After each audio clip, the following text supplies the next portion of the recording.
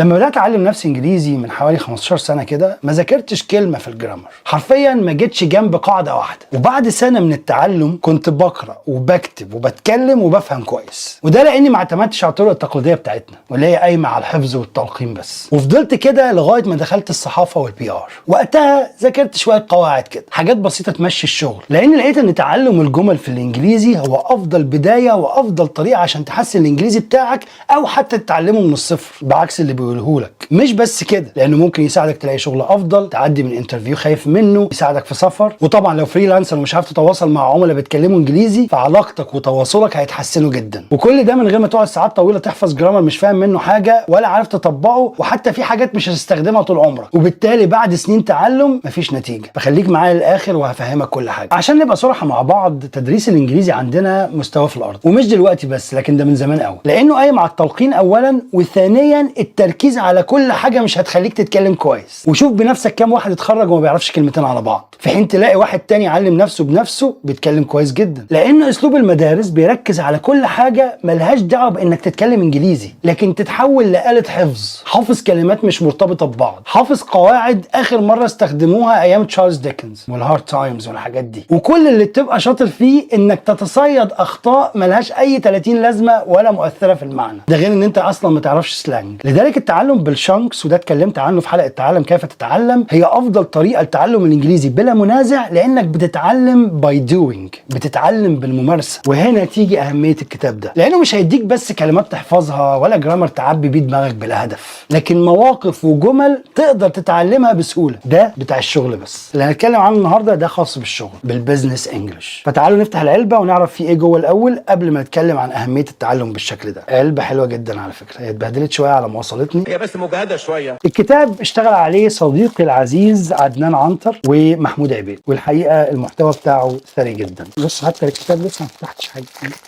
العلبه فيها الكتاب ده اللي هو الكتاب اللي انت الاساسي يعني، اهو الكتاب عاملينه بيزنس جدا وحاجه زي الفل يعني. الحقيقه المفروض كنت اصور من فوق بقى واعمل لكم حركات، بس الكتاب اهو، كتاب حلو جدا. هو اصلا كان باعت لي المحتوى بتاعه في وقت كده وهو بيعمله، كنا اتكلمنا فيه، فانا عارف فيه ايه جوه. كمان الكتاب بيجي معاه كتيبات مجانيه، دليلك لاتقان البيزنس انجلش. فكر بالانجليزيه، تحدث بالانجليزيه، اهم المحادثات في البيزنس انجلش، واخيرا الانجليزيه للسفر. ده كل اللي وصلني، بس هو وعد بحاجات تانية هتضاف للباكج في المستقبل. بس هي الكتيبات دي مهمه جدا، يعني مثلا كتاب السفر هتلاقي فيه اهم المصطلحات اللي هتحتاجها في المطار والفنادق. كمان في كتيب تاني هتلاقي 20 موضوع عن البيزنس. وكتيب التفكير بالانجليزي هساعدك تتخطى عقبه التفكير بالعربي والتحدث بالانجليزي. عارف انت الحته دي، تفكر بالعربي وتترجم وبعد كده تتكلم انجليزي، هيقضي لك عليها او هيساعدك تتخلص منها يعني. كمان الكتاب والهدايا مسجلين بامريكان اكسنت، عشان انت لو عايز تطور الاكسنت بتاعتك للناس اللي بيحبوا الاكسنت يعني. وطبعا هيدوك اكسس عشان توصل للتسجيلات دي. فيا ريت تستغل الفرصه وتطلب الكتاب ده النهارده قبل بكره، حلو جدا.